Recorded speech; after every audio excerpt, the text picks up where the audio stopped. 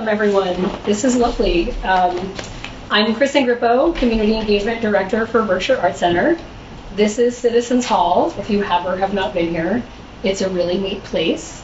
We're currently in full swing of our second to last week of art camps. So you're sitting in one art camp. Everything was cleared out for this event. The other side is another camp. And honestly, before you leave, you should peek over there because there's like really wild things happening. And we have another camp, a puppet camp happening down in 2D, and there's a ceramics class even happening as we speak. So we are a very busy space. We're a nonprofit community school with locations in Stockbridge and Pittsfield. We opened our Pittsfield location 2 years ago. Our mission is to provide hands-on art experiences in the visual arts for all ages, incomes, and skill levels. We offer studio-based art programs in multiple disciplines year-round, and we're just so happy to be hosting this event tonight. I want to take a minute to thank the Mass Cultural Council, which also includes the Lenox and the Stockbridge Cultural Councils. Without their funding, we couldn't make this happen. And we're here because we're celebrating the Berkshire Artist Residency Program, which has been in existence since 2012. That seems like a very long time ago, and it sort of is. And our goal with this is to provide Berkshire County artists who may not be able to travel afar to have residencies and partnerships with these local historical sites close to home. So we've been lucky to partner with the Red Lion Inn, Chesterwood, and this year new Ventfort Hall in Lenox. And especially kind of neat is that Chesterwood has expanded to have 3 artists in residence, and thank you, Margaret, for being here today to represent them. Just a few housekeeping notes. The bathrooms are down the stairs and down the stairs to the right. We are having this recorded by CTSB, so we'll be able to post it up on our website. It's mostly going to be used internally. So I've asked the artists to just repeat the questions. We're going to have each artist share and then do a brief question and answer after each artist. And I think that's it. I'm just, like I said, pleased to be the host of this event. And I'd like to introduce our first artist, and then in between I'll share who's up next. Does anybody have any needs or questions or concerns? So thank you. Without further ado, Kara Smith is our Red Lion Inn resident. Kara is an artist and educator based here in Western Mass in Sheffield. Her paintings, prints, and mixed media work are driven by an interest in memory, visual storytelling, and modes of communication, with a graphic sensibility and love of found materials and relics. She received an MA in art education from Brooklyn College and a BFA from the Art Institute of Boston at Lesley University. She has been awarded residencies at Mass MoCA, Cassini House, Collage Institute, the Vermont Studio Center, Brooklyn Art Space, and Drop, Forge, and Tool. Kara is a teaching artist and program director at Community Access to the Arts, we know it as CATA, in Great Barrington, which nurtures and celebrates the creativity of people with disabilities through the arts. So I'm going to slip up there, and I'll let Kara take the stage. Hey, everyone.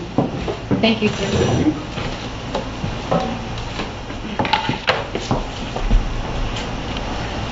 So nice to be here with everybody tonight. So I just wanted to start by talking a little bit about me. As Kristen said, I live in Sheffield with my husband and daughter in a 200-year-old house, and I grew up in Connecticut, but I've lived in Boston and London and San Diego and Los Angeles and Brooklyn before settling here in the Berkshires. I'm only mentioning that because all those places have, forged a little bit of something in me along the way and shaped my work as well.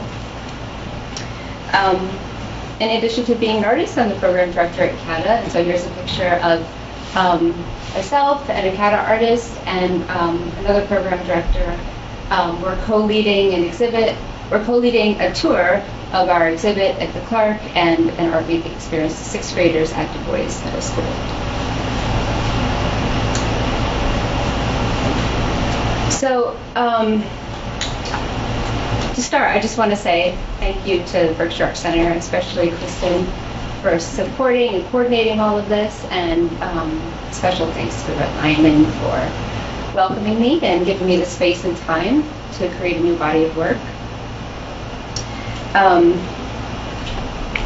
My work in general is really shaped by materials and history, and to start my experience at Red Lion, I spent a lot of time researching and sourcing images. So I went to the Stockbridge Library, the Museum and Archives, and poured through their scrapbooks that they have there. They have several that are dedicated to the history of the Red Lion. Joshua Hall, the assistant curator and genealogist, pulled out a lot of interesting artifacts for me and pointed me in some interesting directions. So here is an example of one of the scrapbooks. You know, they're in a box, you have to put on white gloves. It feels like a really special experience. And this is, an example of the pages, what they look like. They go from the late 1700s throughout the history of it in 250 years. I think we can go to the next one. On two of the pages, I just wanted to point out some interesting things I came across. Just like tucked in the corner of the page is Paul Revere's business card that was just found at the end, and a 1,000 paper money note from 1781. So just like an example of the interesting things that are just in this scrapbook. So these are two letters by someone named Anna Bingham. I became really fascinated by Anna Bingham. She's the namesake of the Widow Bingham Tavern, which is at the Red Lion. A local historian on the late Miles Leon wrote an in-depth piece that I found really fascinating, but there's a lot of other information along the way. So just to give a little glimpse into her life, Anna moved to Tyringen when she was a teenager, and when she was 20, she was found guilty of fornication when she became pregnant out of wedlock. She ended up marrying the presumed father of her son, but then divorced him a couple years later. She then married Silas Bingham, and then she and Silas moved to Stockbridge and purchased the lot that the Red Lion stands today. They opened Bingham's store initially and then added a tavern later on. But then just a couple years later, Silas died suddenly, and she found herself with her son Thomas, her younger sister Lydia, and then her new baby daughter Alexa, and this huge tavern. And also this is all happening during the Revolutionary War. So a lot happening. And after many appeals, she finally was provided a renewal of the innholder's license that they had as a couple. So she became the first innkeeper and subsequently the first businesswoman of Berkshire County. So this is just a letter from her. I really wanted to try to find an image of her, but at the time I had, couldn't find one yet. So we can go on. So also in the scrapbook are just a lot of really interesting things. Newspaper clippings, marketing materials, postcards, directives to staff and guests, a ticket to Tanglewood from 1937. Up in the right-hand corner is a directive to service staff, telling them how much butter and sugar they can use. And I just love the language. It says butter can be served at all meals now, but please, but one piece and only one piece per meal per guest. And the bottom piece is a letter of complaint from a woman complaining about the cheap people coming to the bar and the scents that are coming from the bar.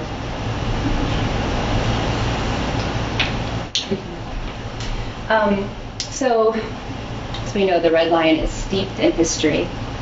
And it's the first time that I've spent so much time there. And I remember my first day walking around the halls and being completely lost. Because it feels like at the time when I first went there, there were endless hallways and staircases. And I really tried to marinate in the scents and the energies and the sounds of the space. The textures, the colors, the shapes, they all played a role in my experience and in my work. Some of the things that fascinated me about the Red Lion are the many staircases and hallways, but also the couches that line the hallways. And I spent a lot of time there in the evenings, and there's really endless couches. And as I would walk down, you can kind of see, as I would walk down to wash out my brushes, there was never anyone there. It's nighttime. And then one day, one night at like 10 o'clock, there was a woman sitting on the couch. It totally freaked me out. Okay, so just some more images from my time. As I got into the groove and kind of had my little path that I would get up to my room, I just started to document things that caught my attention along the way. I was fascinated by the carpet, like the endless, just this design of endless, shapes and rectangles. There's so many interesting things lining the hallways, mirrors and ephemera and artwork and just little trinkets. More from my route, going in and out. And there's my room. After a busy night working, the mixed media series I'm working on this summer includes painting and drawing, collage and image transfer techniques, and a whole variety of media. And I really need to spread things out to see how everything works together.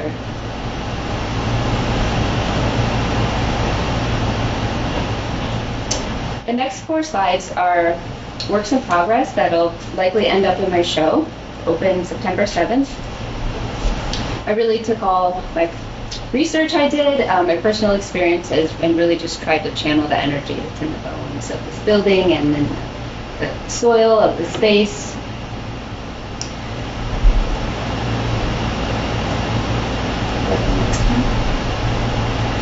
In this piece, I'm playing around with that an image transfer of that letter of complaint that I shared in an earlier slide, and the general layout of the Widow Begum's tavern bar. And in addition to everything I've mentioned, I really draw on my dreams and subconscious as source material, and I found myself really trying to work out compositional challenges and just trying to come up with ideas while I was sleeping. And so bloomers and cardinals started to pop into my dreams a lot, so they also popped into my work. So here's some bloomers from that general late 1700s, early 1800s. And here's a painting of one of the hallways, also using an image transfer. I'm using color and shape as a tool to really make it feel a little bit more ambiguous and disrupt a clear sense of space and time.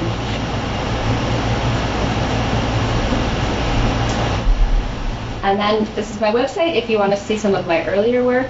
My Instagram handle, and I encourage you to follow the Red Lion and Berkshire Artist Center if you're not already, to get some more information about upcoming show.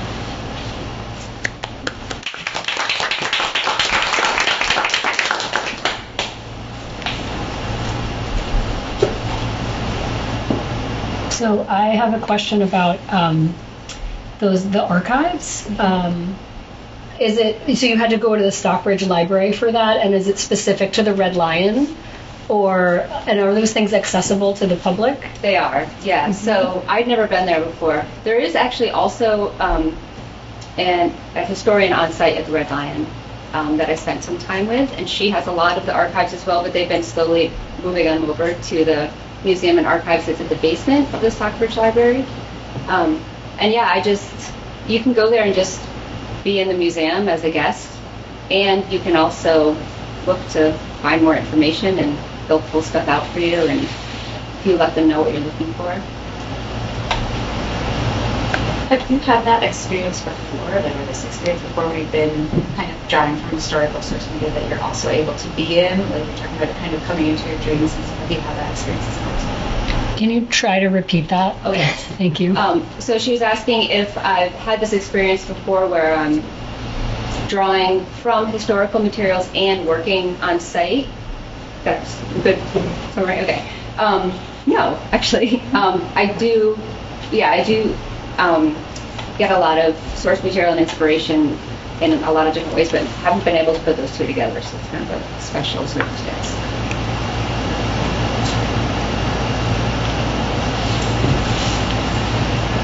I have one more question about, especially like These are they? I see that it's mixed media, so it's a photograph that you're painting and collaging on. Yeah, so it's a photograph I took of the hallway, and then I printed it out and used an image transfer technique onto birch panel, and so it's really on the surface of the panel, but not collaged in the same way. And then I painted over it. You kind of like rub away a lot of it. I've never done that before. It's a mirror image of the photograph that's early in the slides? Yes, exactly. What do you use to transfer the...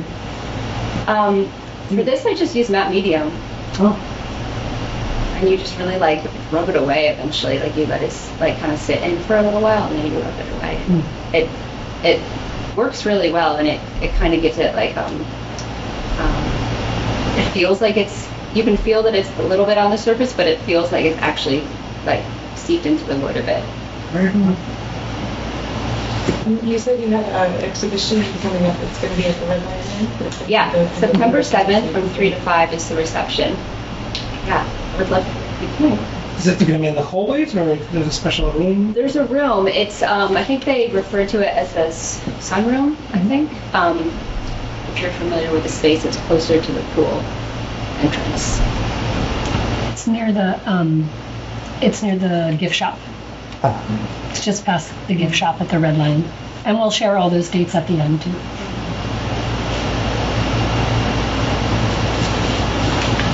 Your color theme, you've been doing your work always this kind of color theme, or because of you stayed at the Red Lion, this kind of effects from the experience from the Red Lion? They're not. I like the color. Oh, thank you. Yeah, they're not colors that I wouldn't use, but I feel like I started to see a certain palette kind of emerging in my brain, and it was really in reflection just kind of based on the colors I was seeing around me, and so I decided just to kind of put some parameters around that to help create some, like a thread throughout all the work. But I generally work with colors that are similar to this. Okay. Beautiful. Thank you, Kara. Thanks, everyone.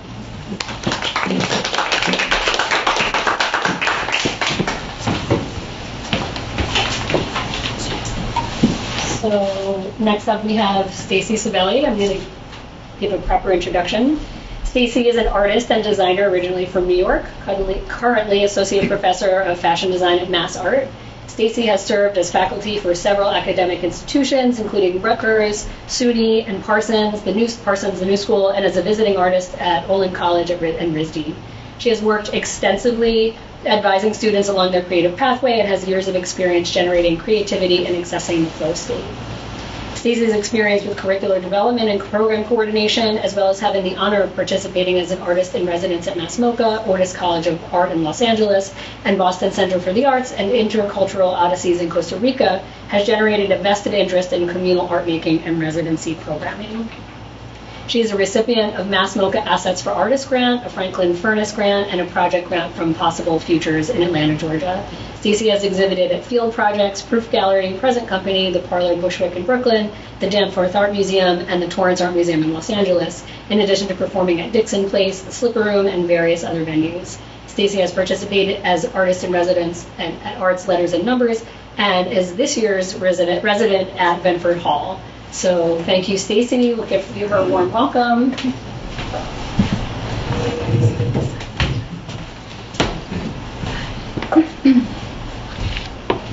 Thanks for coming, everybody. I have a lot of slides, but we can go kind of fast. Okay.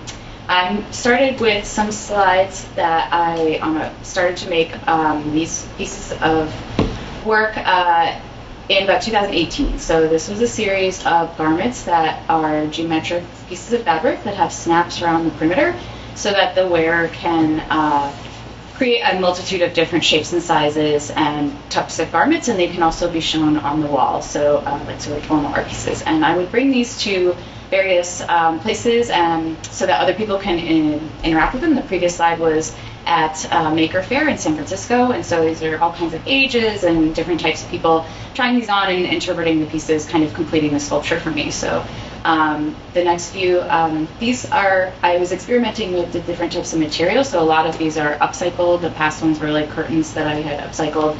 This one is turmeric and indigo on hemp and silk, so I was also playing around with natural materials, trying to kind of deconstruct a little bit of our consumer behavior through these garments and thinking about how to kind of represent the idea of consuming and wearing clothing. So I was doing some ice dyeing, playing with wall sculptures and the multiplicity of a functional thing and a formal object.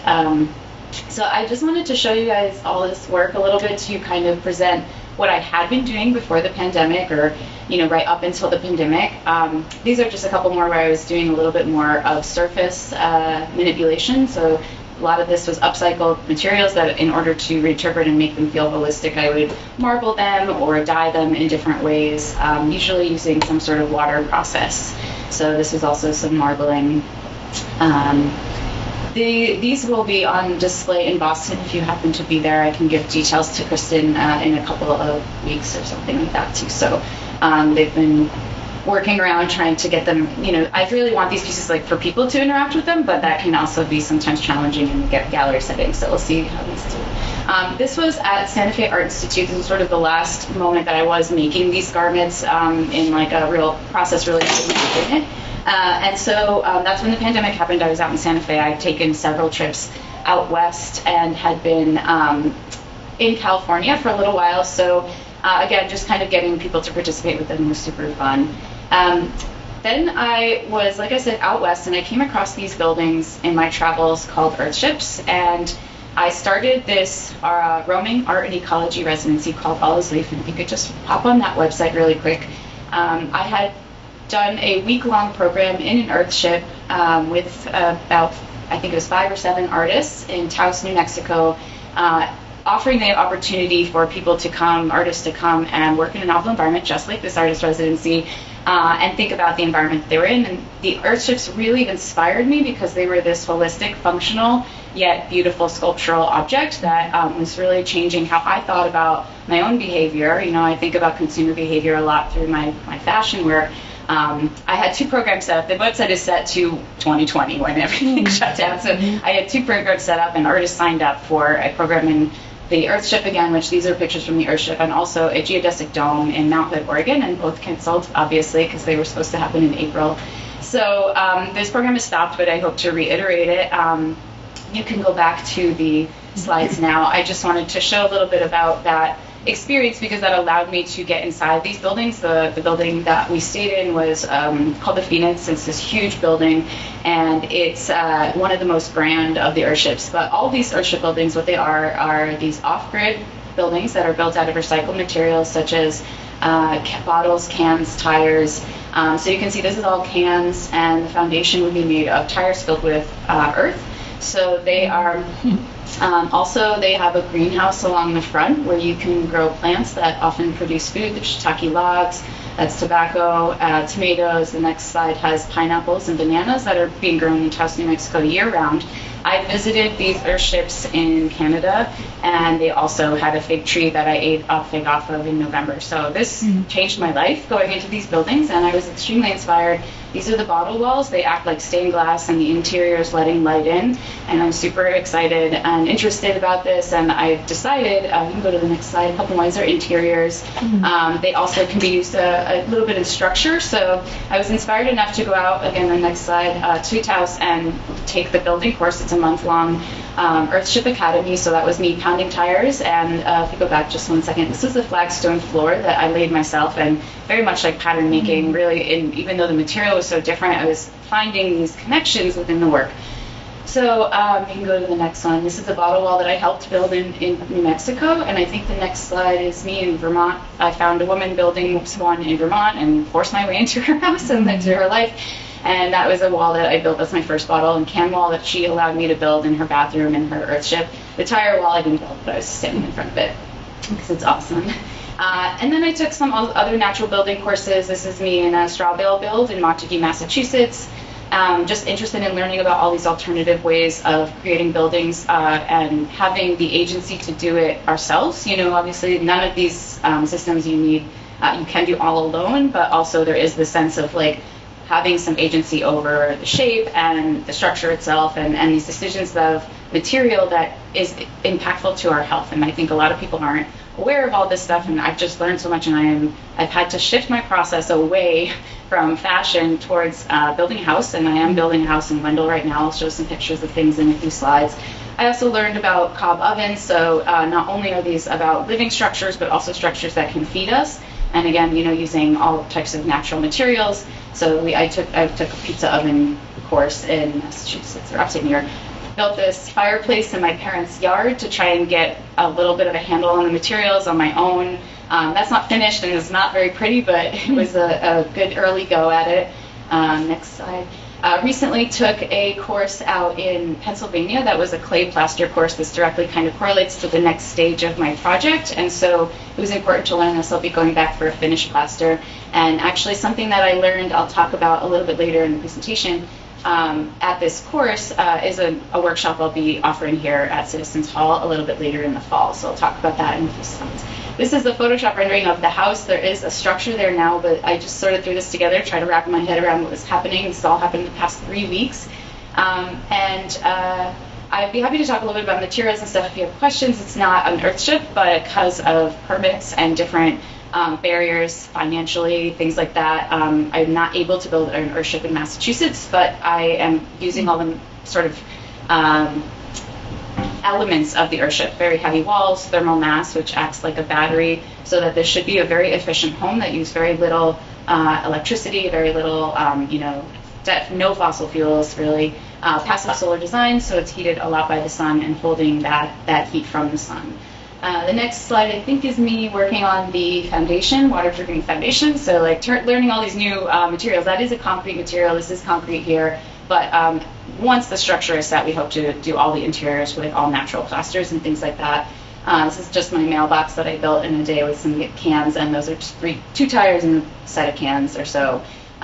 So again, just these little things I've been building. So this summer being in Ventfort, kind of coming full circle, it's been very interesting to think about space and think about the lack of technology that would have existed when this space was made, thinking about my own process of building this summer, using lasers and, CAD and, all of these high-tech things, and none of that was part of the building at all. There's a lot of masons on site as well. I haven't been able to wrangle one of them, but they are historical masons doing really interesting work fixing the chimneys mostly right now, but kind of an interesting outlook.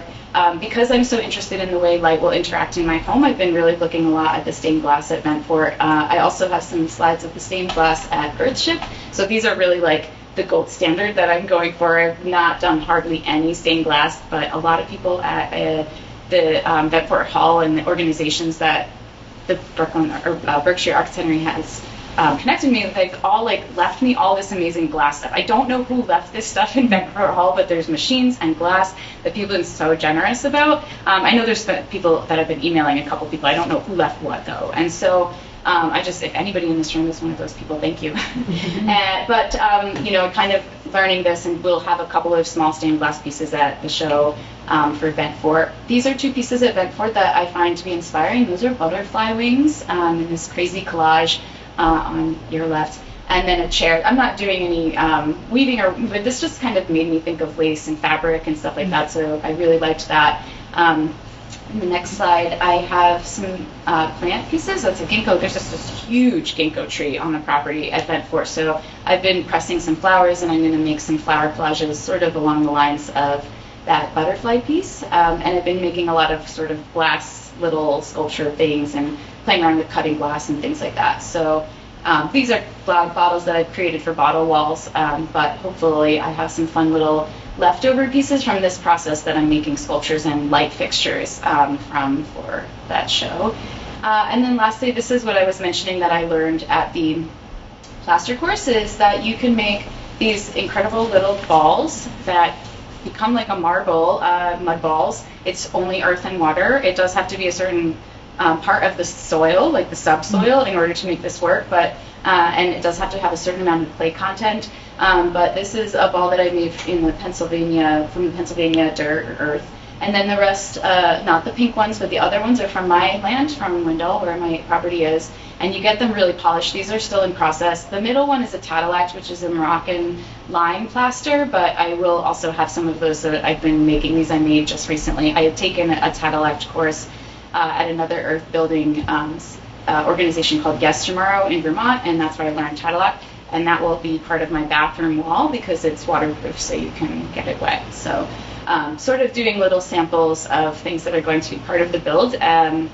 It's been the strangest residency I've ever done. It was so generous of you to list all that stuff. I know that's my bio, but it's a bit of an old one. But this has been such an interesting residency for me because I'm sort of hopping back and forth from this creation of a space to, sort of sitting in a space that has been here for hundreds of years now, and thinking about the energies and the flow of, air even, just how the comfort of spaces are, the history of the people that have been in there and how they made it comfortable for them over all these different years, and how we do it now, and thinking about all these things in different materials. So as much as I haven't been in the space as much making as much art as I'd like to be making, all of the little things that I've been doing at Ventfort and being there have been informative, and I hope, and have been really kind of shifting a little bit of how I think about what my house will be like, in the inside. So that's been really interesting. And that's it for me. Thank you. Take a minute to reset this.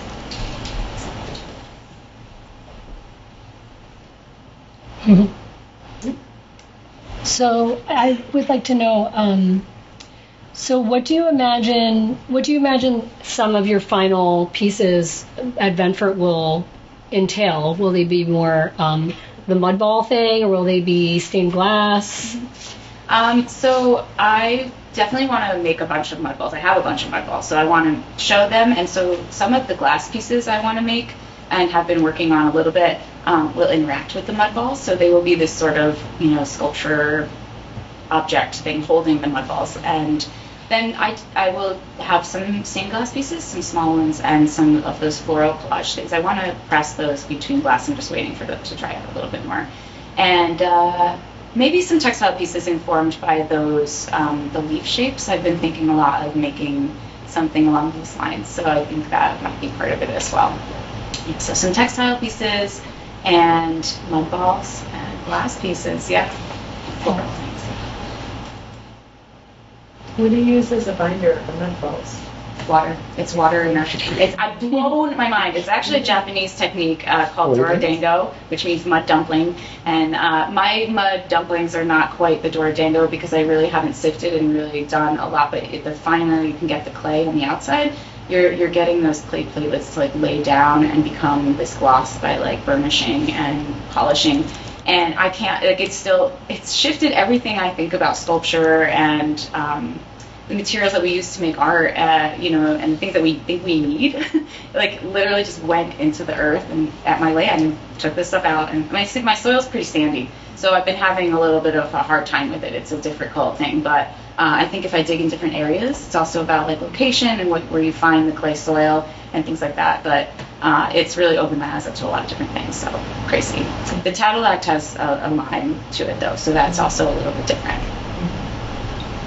So the board, they originated to the Japanese. Is that true? I used to make those. Yeah, I'm not sure about origination. In my mind, I think this has been happening since humanity. Because when you have a ball, at the end of it, and then you can play with it.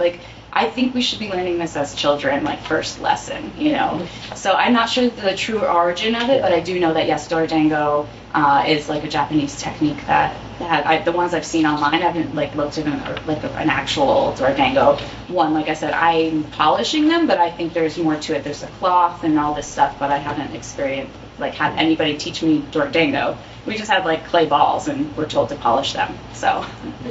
We used to have a game. We kind of drop each other's ball on top of other guys. And if it breaks, you lose. Yeah. So it's somehow just, I don't know, you kind of create your own technique to make it kind of harder. Yeah. But rule was like just the water and the dirt. Yeah, they do break really easily. It's interesting because they're like, they seem very durable, but they will turn to earth again, really quickly. Interesting. Yeah, I was thinking about you as I've been making these lately. I was, yeah.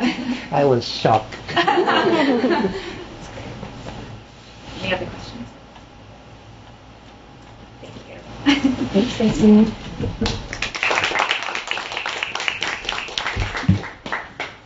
So next up, we're going to start with our first of 3 Chesterwood artists in residence. I'm happy to introduce Dai Ban. He's a visual artist who grew up in Tokyo. He holds a BFA in sculpture from Masashino Art University in Tokyo and has had numerous group and individual shows both in New York City, Hudson, and the Berkshires. Ban started working with his hands at a young age. He chose molding clay over toys, making drawings over reading books. In the 3rd grade, he saw his grandfather construct a beautiful bird cage from a single piece of bamboo using just a few simple hand tools. Witnessing this, Ban realized that anything is possible. Accordingly, Ban hesitates to limit what kind of art he does. His practice has included jewelry, scenic design, ceramics, figurative sculptures, abstract sculptures, video games, and photography. Since the summer of 2023, Ban has taken a new direction with his sculpture. Its previous straight lines and flat planes have given way to contoured forms that invite touch and personal engagement. He's excited to turn his hand to porcelain and rigid high-density foam in a project of rediscovering curve and contour. So I welcome Dai. Thank you. Thank you. I'm Dai. I originated from Tokyo and I live in Berkshire for last 31 years. And I like to talk about my sculptures. I've been making sculptures for a long time. And even I had a job, I always made it. Just that I have to do it. But last 10 years, somehow I discovered abstract sculpture or abstract art. All of a sudden, I was just playing with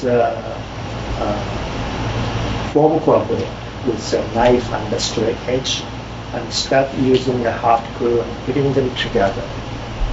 And I started having a great time. And somehow, I don't have this idea what I'm going to make it. I just should let it come out. All the forms was maybe there must be some kind of reason to come out from myself. Then after I kind of finished the forms, I kind of start having a conversation with my forms and just discovering myself. Okay, this shape is my memory maybe when I was a little child, and the color is from that moment. So that's kind of surprising. All the surprising is kind of I enjoy it. So last thing is I enjoy the abstract art. Can you do the magic? Dai, can you just speak a little bit louder, please? So these are the last 10 years I've been doing it. Just this is about 4 feet by 4 feet, but made out of the high density foam board. I just cut them into those shapes. But before that, I make a little maquette because maquette doesn't take much time. So I don't have an agenda to put into what kind of shape I like to make. So just let it come out and make a finished little maquette. Then it takes 10, 15 minutes to each one. Then enlarge to that kind of size. Then I start playing with some colors. Can you go back? Mm-hmm. Then these are finished with Venetian plaster mixed with pigments. So what's that? Okay, next. So last summer I have hundreds of maquette like this size out of the foam core board, a 1/4 inch thick foam core board in the boxes. But I want to kind of keep them more permanent material. So I tried, or maybe the ceramic. I make a slab, and so I made a shape, exact shape, the same shape as the maquette. Then after fire, somehow, I guess temperature, this wasn't right material, just distorted my straight edge, straight lines. Then I start praying, okay, this didn't meant to use for my sculpture, for my shapes. So I kind of start playing with the clay. And I kind of, memory just came back from my childhood. It felt so good, like naturally very kind to my hand. So I start playing with the shape, very organic shapes, but then start enjoying that more like a contour shape, like organic shape. Then, but I didn't want to play with all the textures and stuff. I kind of like to find the essence of the form, like what the essence, the form itself has some kind of meaning, or you feel comfortable, or peaceful, or calm you down. That kind of shape, I just start coming out from myself. And these are kind of egg shape, and this is kind of shell, cow shell, but also kind of representing a life and more body. Okay, let's go next one. And this is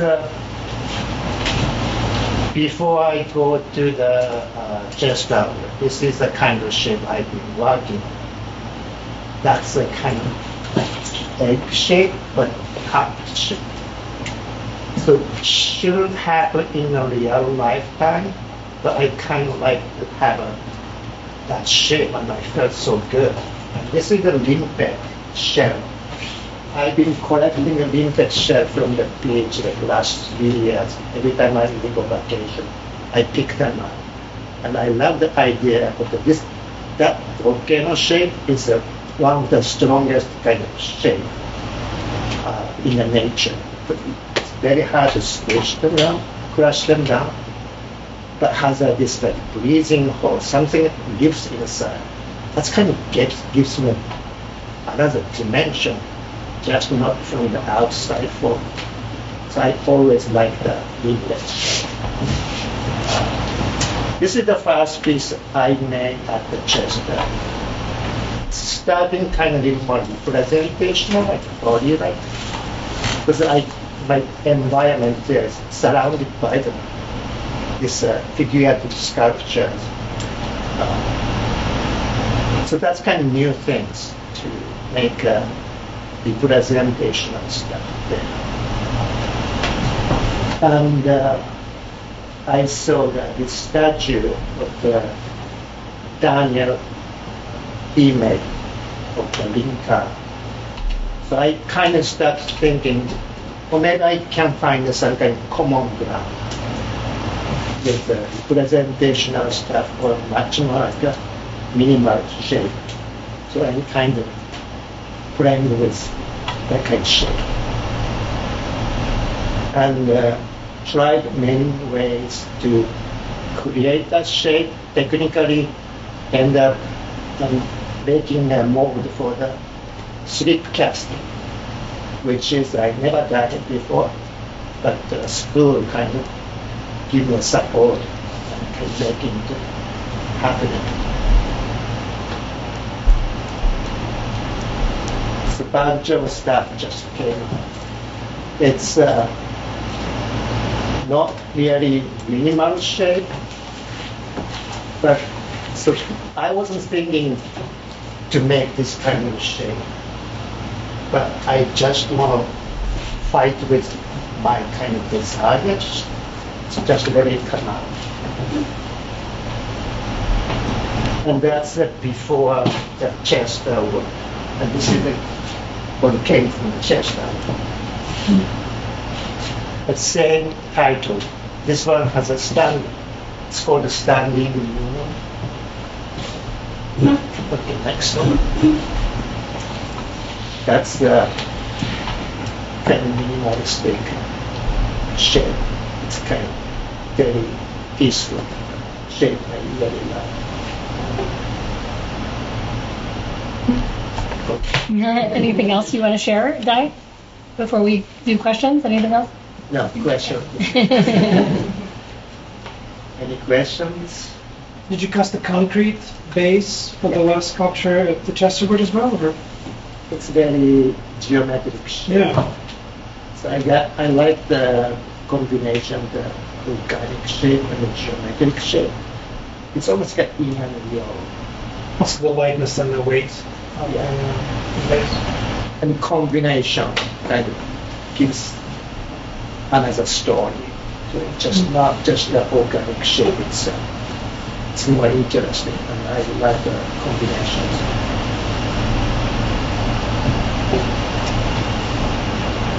Could you say again what the material is?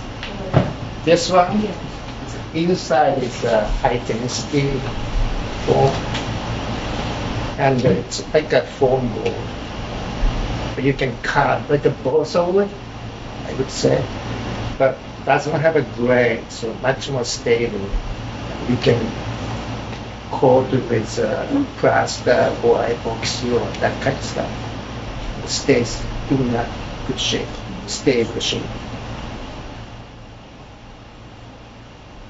Dai, what about the spirit of the place or the spirit of Daniel Chester French's moving you think, to create in this way? That was interesting because I'm an artist, he was an artist, but his life is 99% of his work is commission.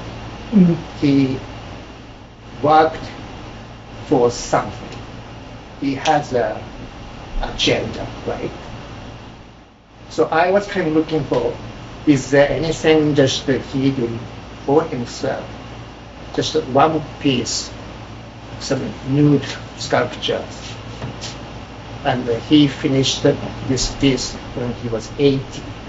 When he started, he was like 30 years old. But it took him a long time to finish one piece. The Lincoln? No, the Andromeda. Andromeda, right. That's what I thought. So that was interesting. But my work is 99% just by myself. So it's a different kind of artist. And I thought he was a great technician and good artist. And I could see the changes, the little change from the market when he started to the finished product is totally different. Even the small detail, he started changing it to perfect, to the right kind of expect. I hadn't expected to see that kind of changes. Maybe nobody noticed it, but just the few things. So that was a great experience, and I kind of found it.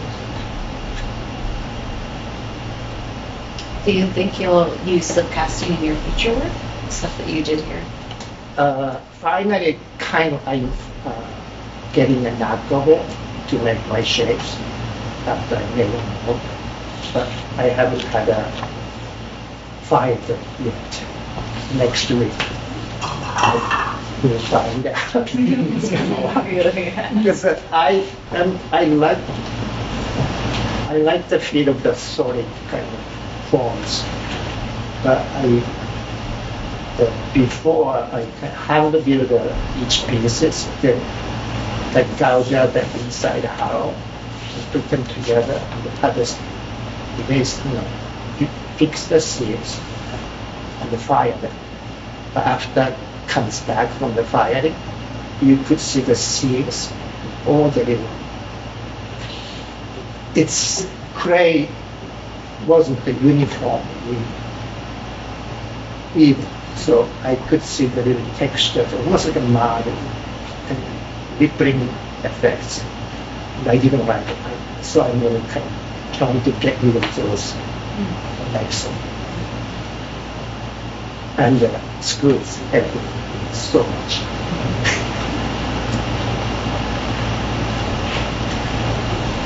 Thank you, Dai.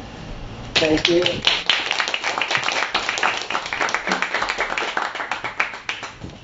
So our second Chesterwood artist in residence at Strack is a ceramic artist and designer based in Berkshire County.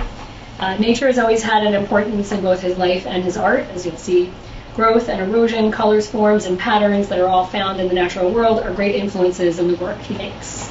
Working with his hands to directly inform, sculpt, build, and create his works gives him a physical connection to the natural material of clay and this world that it comes from. Through his work, he seeks to create an environment that welcomes viewers to immerse themselves in the beauty and peacefulness he feels within nature. So without further ado, Kyle, thank you. Thank you. So yeah, you'll see a lot in this work, and a lot of the inspiration I had at Chesterwood is from the landscaping and the natural forms and colors and textures that are found there. So beginning my time at Chesterwood, I'd spent a lot of time just walking around and exploring, looking at the different ways the landscape was put together and looking at the different materials as well. A lot of the forms and colors I found, along with the textures in all sorts of different areas, really informed the different slab built work that I started creating there. So both in the gardens and through the woods, looking at a lot of the rocks and plants and textures really helped influence where I was going to go with these clay built vessels. So looking from my studio out onto this landscape, this nice wide open field. So I knew I wanted to go out there and kind of capture a snapshot of what I was looking at. So I would bring flat slabs of clay to a certain location throughout the grounds. And the first one here was this beautiful, wide, peaceful landscape. So I would take the slab of clay and directly press it right into the materials themselves right on that location. So here's that vessel in the greenware stage just put together, and you can see the different textures and also implied textures that I saw there all kind of morphing together. And I tried to add the different slabs together. Yeah, sure. I tried to add the different slabs together in the lip of the vessel, kind of reflect where exactly this piece was made. So looking at that kind of tree line and the way the hills were rolling is kind of how this top of the vessel was formed. Then thinking about the studio and the residence and how the architectural pieces of the walls and the grounds kind of all fit together and form some other pieces. So this piece is more straight walled, straight tops, and all of these slabs were either pressed right into the location or the texture right there on that one. Some pebbles and rocks were taken from the location and kind of pressed right into the slab itself to give a similar texture to the finish of the outside of the residence and the studio itself. So again, for a view from my studio, I look right out to Monument Mountain, and having that beautiful view every day inspired me to go to the mountain. Here's a view from the studio as well. So I brought some clay up to the top of the mountain one day to capture that kind of feeling and beauty I saw looking out to it every day. So up there at the top, I found a few different rocks with very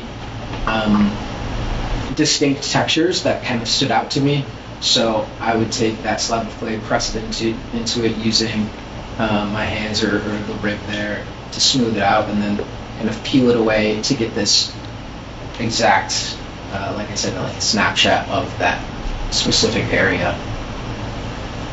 Again, here's another one with a very distinct kind of wave texture, and then with the textures and the colors from where I found these different rocks and wheat fields and things like that. So I took a lot of reference photos to then inform the colors that will be used for finishing and glazing of pieces.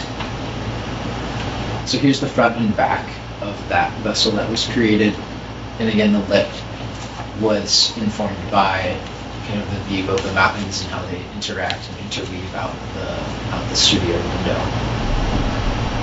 Here's an example of all the different slabs that I would roll out at the beginning of the day, let them set up, and then bring them out into the grounds and press them into the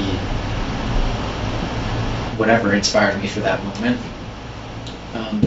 So then that also led to the next slide where I would find very specific pieces and then you use that as a wall hanging piece. So this will not be turned into a vessel, but will be used as like a painting of sorts, and really get those deep textures and also the ground surrounding it, so you can see kind of how the pine needles themselves kind of are surrounding that rock there. Here's an example of a slab on the clay, or the slab of clay on the rock. There's a very large rock kind of leading down from the upper trail that I hiked a lot, so I felt like I really needed to capture that. And then these, like the final pieces of slab built that I used a lot of the, similar to a pressed flower, pressed leaf into a book, but I pressed them right into the slabs to get the textures of these leaves and these ferns. And the ferns are kind of surrounding the gardens and very prominent in the grounds, so I felt that needed to be one of these wall pieces as well. So here's an example of a few more pieces that are drying, that are now fired, and I'm just now starting to add the glazes and colors to really make those impressions stand out in each piece. So another body of work, I was looking at these three sculptures that are all part of a fountain in Washington, D.C. These three pieces are all named after different elements. So we have wind, sea, and sky. They were commissioned for a naval general, I believe, for a memorial for him. So I looked at these three figures kind of as a triptych, as a three-part series, and thought about the forms and the lines that were in them, and how I could use the figure and the space around them and abstract it in a different way. So here are three plaster cast that will then be turned into the abstracted versions of them. So I wanted to use plaster as a material, mainly looking at all the different figures and maquettes that Daniel used in his work as well. So I started off by making sort of a mold with like a low density foam and carving out a void, and it has two parts, and they get put together, cast in between them, and then these pieces come out. So one that I started that's in the Chesterwood studio now. This is kind of the roughed out stage, and then the next is how it was finished So taking a lot of time and looking at the lines and the contours of each sculpture and bringing them back into my own kind of abstracted way. So this is either side of that plaster sculpture, and they all three will go together kind of as a similar series to the three that are in the museum there.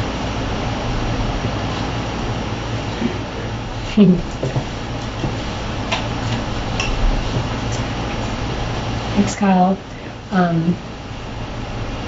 Which one is this one?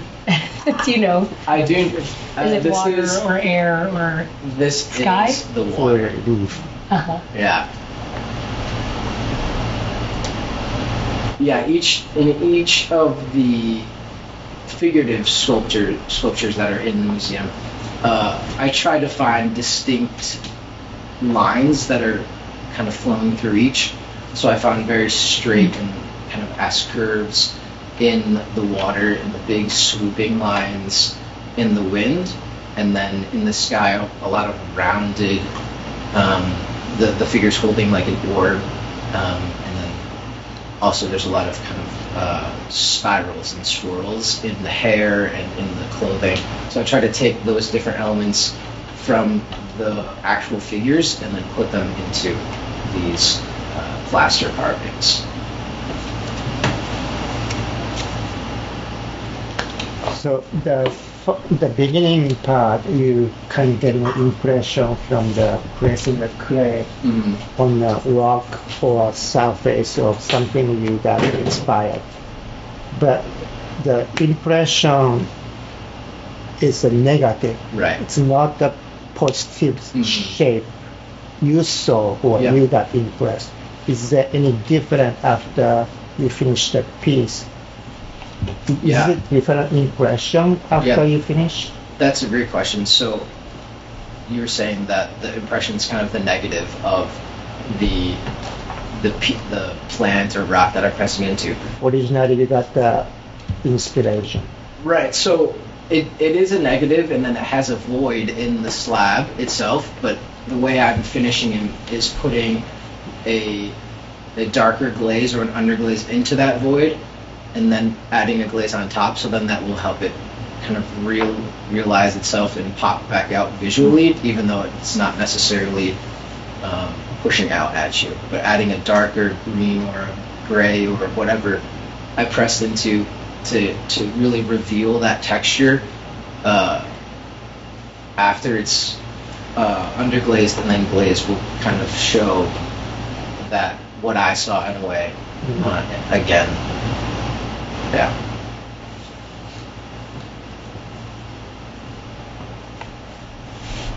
Thank you. Thank you.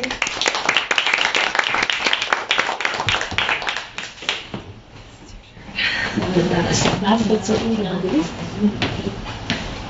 I'm happy to introduce Grigori Fateyev. He was born in St. Petersburg, Russia, where he studied theater set design at the State Institute of Theater, Music, and Cinematography. Fateyev's work centers on developing contextual and contemporary architectural solutions for cultural institutions, museums, artist studios, private art collections, and performance art centers. As a part of his practice, Fateyev collaborates with artists on a variety of site-specific art installations, sculptures, and exhibitions. So thank you, Grigori. So my name is Grigori Fateyev, and so I want to thank first the Berkshire Artist Center for organizing the residency at Chesterwood, and the Chesterwood staff, represented here by Margaret, who were just fantastically supportive for the entire 3 months, and enthusiastic, more than supportive, just like enthusiastic about it. Which I mean, can't walk from one place to another without them going, so no, it was great, and incredible enthusiasm of the staff, and also ability to go into archives. Which was kind of important part for me, because in my work I like to, as Kristen mentioned, I work a lot with artists and studios and art institutions to create spaces for making and exhibiting art. But at the same time, in my private sort of work, more artistic work, I sort of like to work with the physical landscapes and cultural landscapes and how they tend to interact and where there result in gaps that could be occupied by some sort of intervention, what I call like environmental object. And in this particular case, I was really interested in the design of a studio itself, but also the design of the park. So diving into Chester French process and looking at several artifacts in the collection. One is the very early watercolor, which was done before the construction of the studio started, that documented his vision for the garden outside of the studio. So the studio in this case is this rectangle over here, where is the famous piazza portico that faces the Monument Mountain. And the studio itself was placed on the foundation, partial remains of foundation of existing barn that was moved out of the way. It's also a kind of very specific moment in the landscape when the landscape starts to break. It descends from the woods to this plain and then drastically drops, 3, 4, 5, 6 feet and continues to go down. So it's almost like he had the barn in the place where he wanted to be, so he kind of moved the barn out of the way and occupied that zone in the very crest of the landscape. And what was interesting to me about this watercolor, that it was work in progress, but it also was, and him working with existing landscape, but it also was kind of a first document of what he was thinking. So going back to that, as opposed to countless interpretations of what he was proposing, done by following landscape architects and designers, including his nephew, didn't have the same sort of purity. And so noticing the changes between what actually was built and what was originally envisioned was kind of an interesting aspect, because actually the composition got much longer in this direction and shortened in this direction. So he's due to the site constraints, but also I think just him kind of continuing working on an idea that he was exploring. Another couple elements that I liked is particular views of the garden. So this is a pastel by one of his relatives. And what I liked about it is a kind of very orthogonal view at the garden, focusing on the pedestal on the other side of those two columns, which is kind of creates a focal point for the landscape outside of essentially the composition of the landscape. And you can see there's a little dot right there that actually is very conscious choice. Before the garden existed, it was something that he brought in afterwards, thinking, it'll be a good place for bust.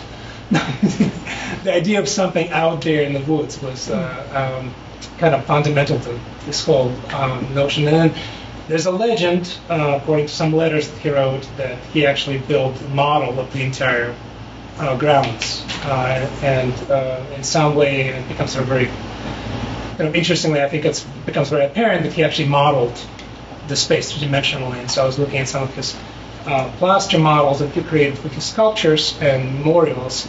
And yes, he was extremely adept, not only at just making the sculptural models of figurative work, but also creating architectural spaces. So in the process of that research, what I started discovering, what sort of became very apparent to me, is the link between this design and contemporary design by Frank Lloyd Wright. In particular, there are several designs that we can point to, but this one in particular, which is the Martin House in Buffalo, one of the earliest designs, fully executed designs of Prairie Home by Frank Lloyd Wright.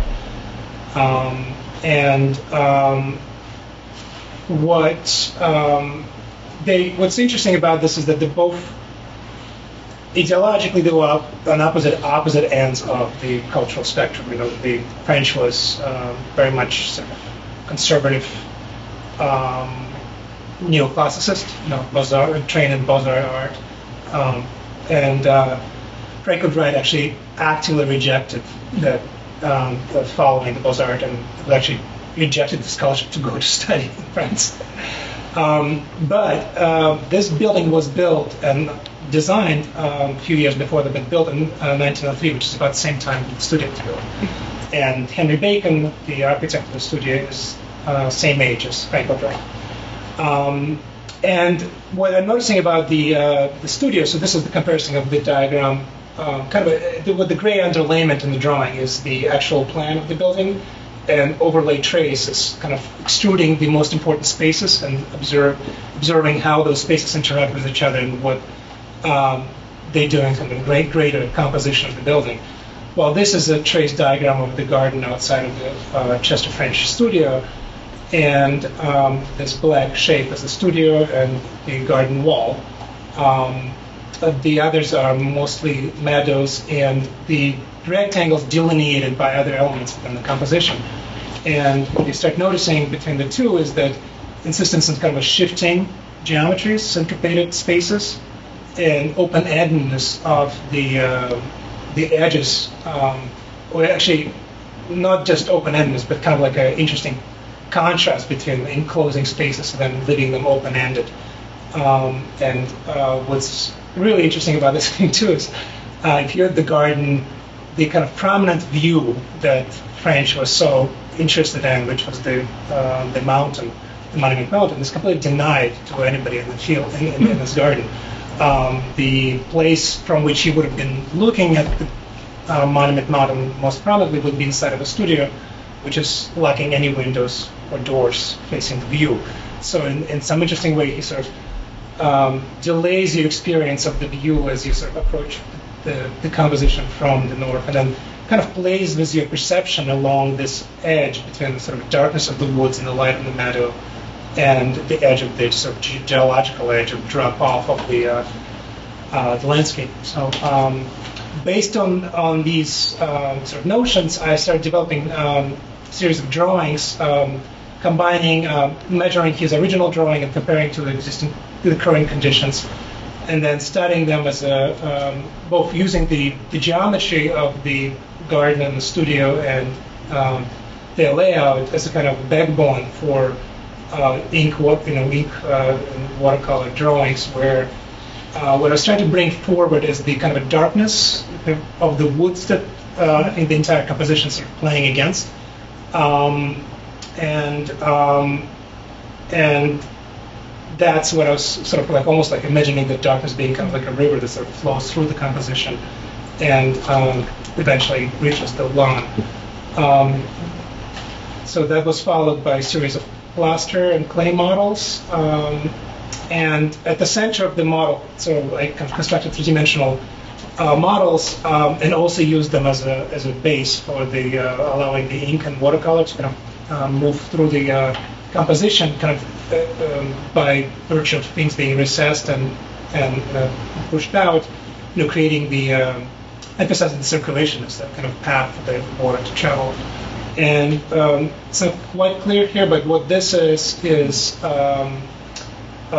interior of the studio. So to juxtapose the composition of the garden, I wanted to get away the kind of the trappings of the style, the ornate design of the building exterior, and focus on the actual interior that Church designed for himself to work in, which is kind of a pure like 30 by 30 box with a pyramidal shape roof. And so we did a couple of 3D prints of these interior spaces with the goal to kind of have them occupying the center of the plaster compositions. And then concurrently, I was working on a series of watercolor and ink sketches of the garden, again, kind of focusing on the undergrowth of the woods as contrasted with the sliding geometry of the garden. So that's kind of concluded one portion of my residency, and then if we jump to the next point. So I want to sort of create, sort of summarize all that and create sort of reaction to the site, and also kind of observing the artists at work, in these rooms that were given, that there was historic rooms and everything has to be protected and everything kind of have to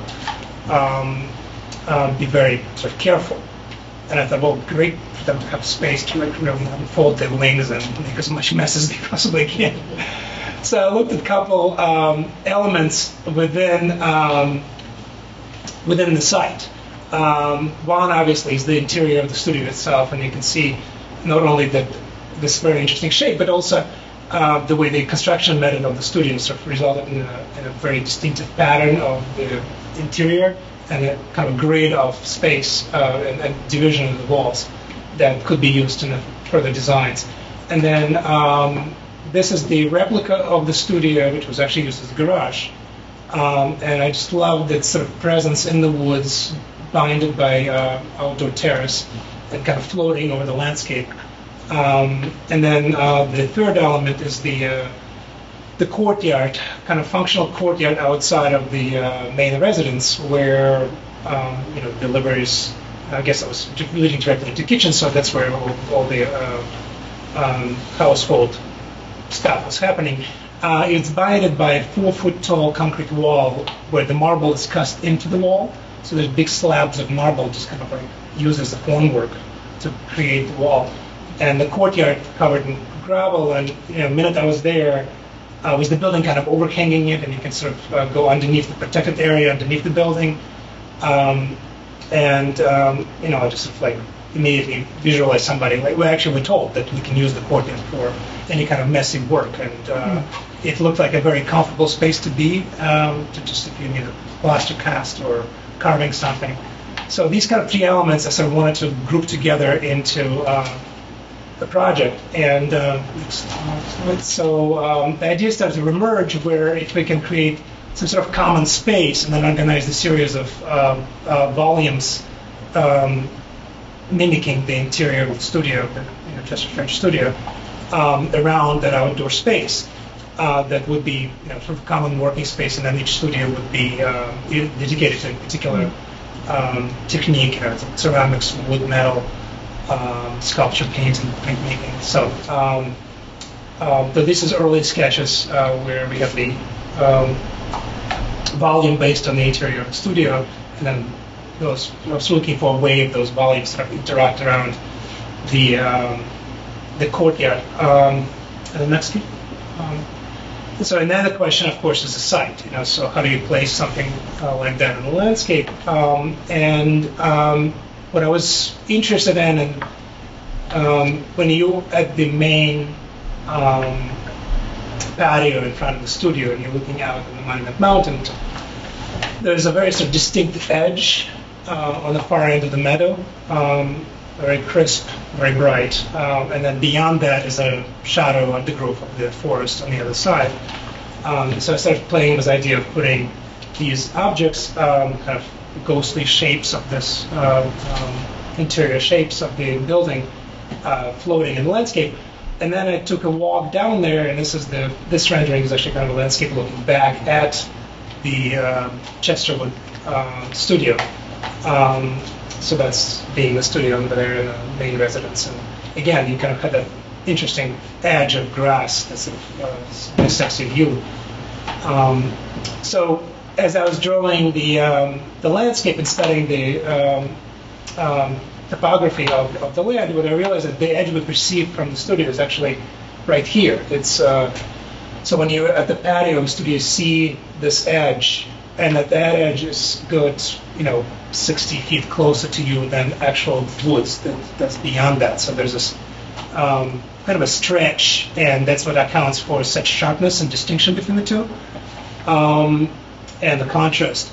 So it also allows to create an opportunity for a structure that could be submerged in relationship to the original studios, so that actually it's not in the view or in the same plane or in the same kind of visual field. And you can control to what degree you can expose the new structures. So I placed the courtyard at level 20, 30 feet below the level of the studio. So it's completely submerged, and the studios actually are submerged as well.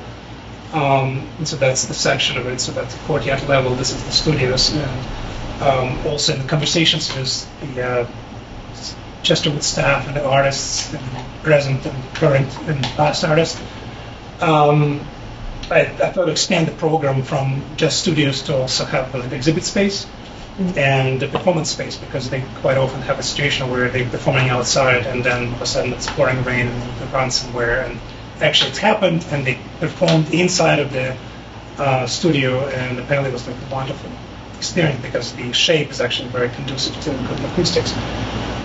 So what you see beyond is the Performance Arts Center.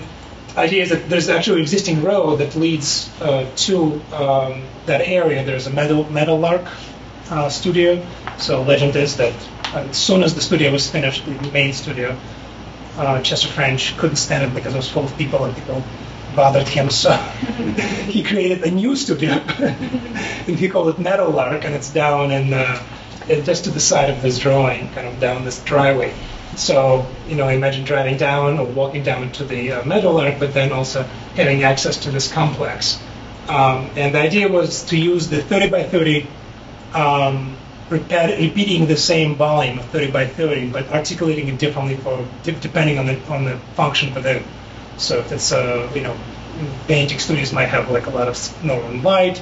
The sculpture studios might have giant doors leading to the courtyard.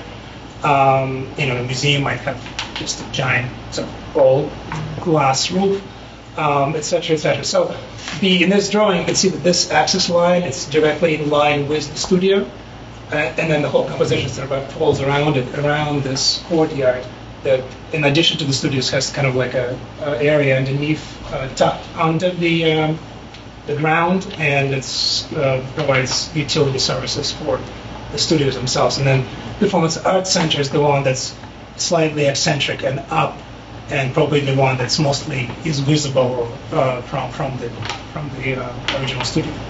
So the last set of drawings is the sketches that I'm sort of developing right now, based on all this research, and eventually these sketches will lead to the larger drawings to be done of the complex. But that's the view of the courtyard was, let's say, sculpture studio, where the sculptures are rolled out into the yard and could be worked on. And then the 3 volumes of gallery museum space below, and that's kind of more octagonal view of that. That's another view of composition, looking back at the Chester French studio. And then just trying to dive into like how it's actually built, and it's a timber frame structure to kind of echo the original structure, but maybe using cross-laminated timber panels also to support it, and eventually just studying each one function within the space differently according to its needs. So that's it. Thank you. Well, I want to dive in and say it sounds like the residency has now overlapped with a pretty strong relationship with Chesterwood, or is it okay to assume that? Too often. But as a proposal, it could just sort of exist there. As my dean of Grigori many years, John Haydick, said, if it's drawn, it's built. So not actually. He said, if it's drawn, it exists. It jumped, of course. Jumped ahead of it.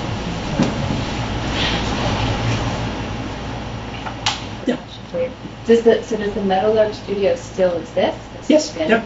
And so does it have that same 30 by 30 structure? You know what? I didn't dive into measuring it. I should, actually. I think it's a little bit smaller than the original, but it's also been added to.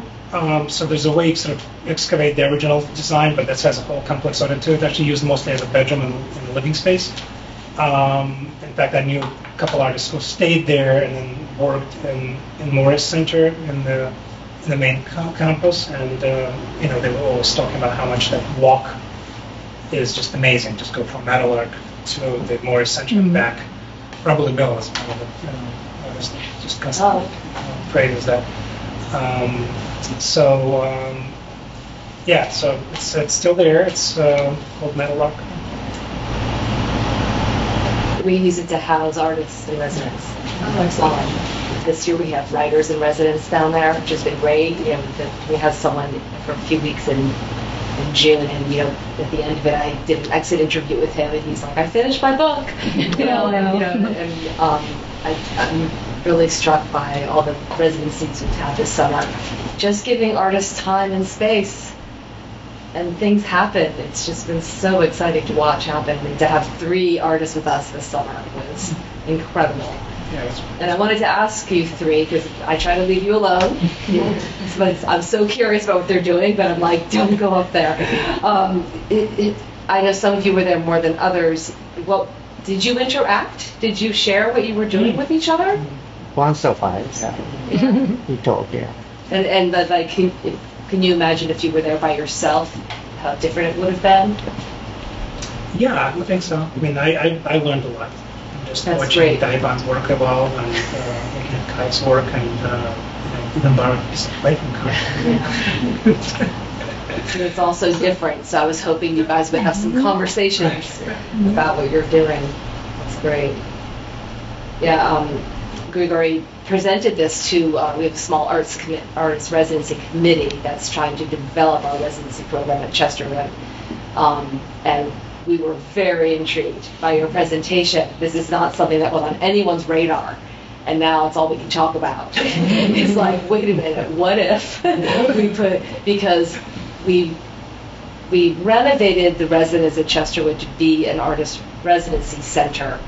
But then when we moved in, it felt more like a hotel, and it felt very precious. And we're like, you guys got to cover the floors, nothing on the walls. You know, we like suddenly gave these three all these rules, and so your response is like, why don't we build some real studios where we can get messy? It's just sort of brilliant, and maybe the residence becomes just where artists sleep and eat, Right. Yeah. and then they have these walk places, down to and the then they space. walk down to the Meadowlark just the way French walked down to the Meadowlark to get away from everyone. It's just we're all super intrigued by this concept. But there's actually being there is very.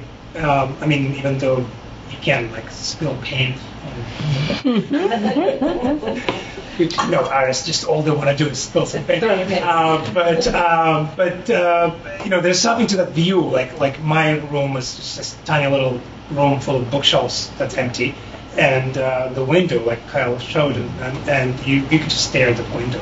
I mean, the amount of light change that takes place every few minutes on that mountain, sometimes it's amazing. It's like, it was one of the first things I experienced there was spend the evening just watching the mountain go from dark blue because the sun was in front of it to blazing with reflected sunlight within like 10 minutes. So I was just like, I was painting and drawing, and I was like, oh, well, I guess that's it. And suddenly the thing just exploded in color. So it's, I mean, you have definitely a beautiful eye to pick that spot. Yeah, the view is why French bought that property. But there was an old farmhouse there, and he saw that view, and he saw that studio, he saw that garden, and he tore down the old farmhouse and built the residence also geared towards that view. After he did the studio, so the studio was built first. Yes. After he moved the barn out of the way, and then he did the house almost like 10 years later. No, but the studio is 1897. The house is 1901. Okay, right. So within a few years. So Martin's house must have been built in a few years. I think it's like Martin's house was 1903, so built about the same time as the residence. Yeah, it just happens. Like, we talk about it, that we have to really watch out to not make a mess in that. We're using clay and try to use a plaster. Yeah. It's almost impossible to keep it clean. Yeah. So wish could use that studio. It's gonna be, I think, if that happens, will be a great spot for the old artists, all kinds of artists. In the final drawing, I'm going to draw a Dai Ban. Andromeda. We'll have to have a test run of the past residents. That's right. Yes. That's right. Yeah. We'll invite you all back. Well, one idea actually I would like to run by you guys since you're all artists here.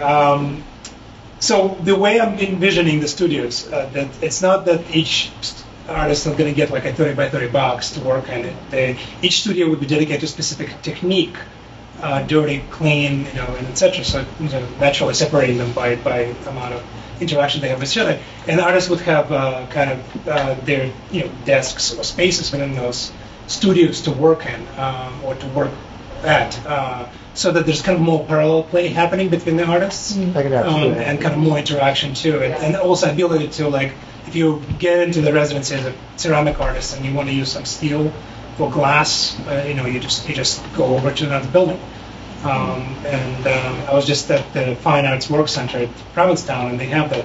It's not quite the same scenario because they mostly focused on printing, but each artist would just have given like a little table to essentially, not a little, like a large table they can play at in common studios. It's kind of like, it felt very sort of communal, and yet, watching the artists interact, and that was kind of very interesting to observe. Well, stay tuned for that, please. And I'm going to come back. I want to share also the juxtaposition because Stacy and Kara's spaces are wildly different than the pin drop at Chesterwood. Kara's in a room at the Red Lion, and Stacy as well. And all of these places are in varying stages of repair. And Ventfort, they're really just beginning their journey of restoration. And so they were like, do whatever you want, like jump on the furniture. I think they only have like 3 items that are original to Ventfort, which is very different than the Red Lion and Chesterwood. And so, I mean, you were given pretty much free reign. So I think that's a great way to conclude, is to say, like, because we're a little over time, thank you. And just thank you to all the artists and the sites. And I think the diversity in medium, in approach is really inspiring. And I really appreciated everybody running with this new format of everyone together. I think we've all benefited, as you were saying, in the overlap, and I think that's all what we're rooting for these days. So thank you for coming. The openings are posted there, and we'd love to have you there and come bring your friends to the shows at the various sites. I'm definitely curious to see how Chesterwood's going to be able to show and overlap these 3 artists. And thank you. Have a wonderful evening. Let's give the artists again a thank you.